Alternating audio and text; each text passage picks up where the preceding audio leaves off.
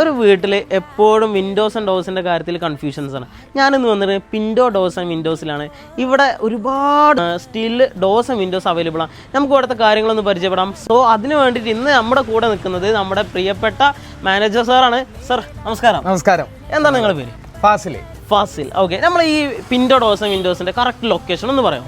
കിഴിശ്ശേരിയാണ് നമ്മുടെ manufacturing unit വരുന്നത്. At same time തന്നെ നമുക്ക് ഓൾ കേരള എല്ലാ ഡിസ്ട്രിക്റ്റിലും ഫാക്ടറി ഔട്ട്ലെറ്റുകൾ അവൈലബിൾ ആണ്. ഓക്കെ, കംപ്ലീറ്റ് ആയിട്ട് ഡെലിവറി ചെയ്യാൻ പറ്റും.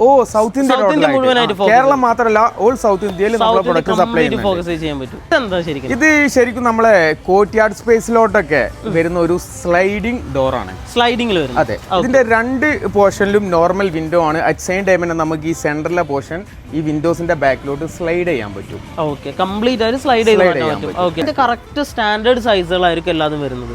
അല്ല, ഇത് ആക്ച്വലി നമ്മൾ കസ്റ്റമർ ഏത് സൈസ് ആവശ്യപ്പെട്ടാലും നമുക്ക് അതിനനുസരിച്ച് ഇത് മാനുഫാക്ചർ ചെയ്ത് കൊടുക്കാൻ പറ്റും. സൈസ് ഇതിലൊരു ഇഷ്യൂ അല്ല, ആൻഡ് സെയിം ടൈം തന്നെ ഡിസൈനും ഇതിലൊരു ഇഷ്യൂ അല്ല. ഡിസൈൻ നിങ്ങൾക്ക് കസ്റ്റമൈസ് ചെയ്യാൻ പറ്റും. ആൻഡ് ഇതിലിപ്പോ നമ്മൾ ഗ്രില്ല് അപ്ലൈ ചെയ്തിരിക്കുന്നത് 15 mm സ്ക്വയർ ട്യൂബ് ആണ്. അതിന് വേറെ റീസൺ, ഈ സ്ലൈഡിംഗ് ഒക്കെ ആകുമ്പോൾ നമുക്ക് ലൈഫ് ലോങ് ഇത് സ്ലൈഡ് ചെയ്ത് കളിക്കാനുള്ളതാണ്. സോ മാക്സിമം മെറ്റീരിയലിന്റെ വെയിറ്റ് കുറക്കണം. അറ്റ് സെയിം ടൈം തന്നെ ക്വാളിറ്റിനെ എഫക്ട് ചെയ്യാനും പാടില്ല. സോ അതുകൊണ്ടാണ് നമ്മൾ ഇതൊരു സ്ക്വയർ ട്യൂബ് ഇൻസ്റ്റാൾ ചെയ്തത്.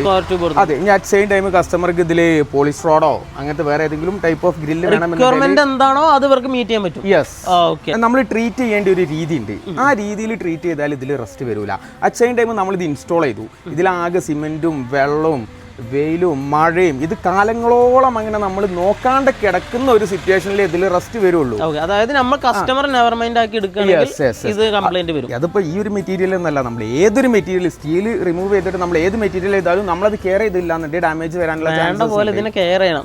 അല്ലെ, വീടിനെ കൊണ്ടിടക്കുന്ന പോലെ തന്നെ ഈ ഒരു മെറ്റീരിയലും എല്ലാം കൊണ്ട്. പിന്നെ അതിൽ ശ്രദ്ധിക്കേണ്ട ഒരു കാര്യം, ഇത് കൺസ്ട്രക്ഷൻ സമയത്ത് മാത്രം നമ്മൾ കെയർ കൊടുത്താൽ മതി.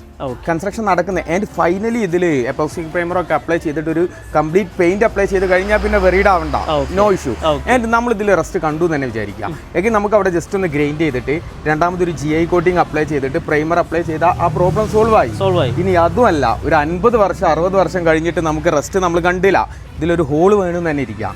ആ ഏരിയ കട്ട് ചെയ്തിട്ട് നമുക്ക് വേറൊരു മെറ്റൽ പീസ് അവിടെ അപ്ലൈ ചെയ്ത് കൊടുക്കാം. സോ സൊല്യൂഷൻ അത്രയും സിമ്പിൾ ആണ്. ഇതിന് ഒരുപാട് തരത്തിൽ ഇതിന് നമുക്ക് റിപ്പയർ ചെയ്യാനുള്ള ഓപ്ഷൻ ഉണ്ട്. അത് നമുക്ക് ഈ ഒരു മെറ്റീരിയലിൽ മാത്രമേ കിട്ടുള്ളൂ. വുഡിലും കാര്യത്തിലാണെങ്കിൽ നമുക്ക് ഇങ്ങനെ വുഡിൽ പല നമ്മളെ വാതിൽക്കട്ടിയിൽ എവിടെയെങ്കിലും ചതൽ എന്തെങ്കിലും വന്നിട്ടുണ്ടെങ്കിൽ കംപ്ലീറ്റ് ആയിട്ട് എടുത്ത് മാറ്റണം. ഇതാകുമ്പോൾ ആ പ്രശ്നമല്ല, കംപ്ലീറ്റ് എടുത്ത് മാറ്റണ്ട. എവിടെയാണോ പ്രോബ്ലം ഉള്ളത് അവിടെ മാത്രമേ നമ്മളൊന്ന് ട്രീറ്റ് ചെയ്ത് കൊടുക്കുക. അപ്പൊ കംപ്ലീറ്റ് റെഡി ആയിക്കോളും. അല്ലേ? ഓക്കെ.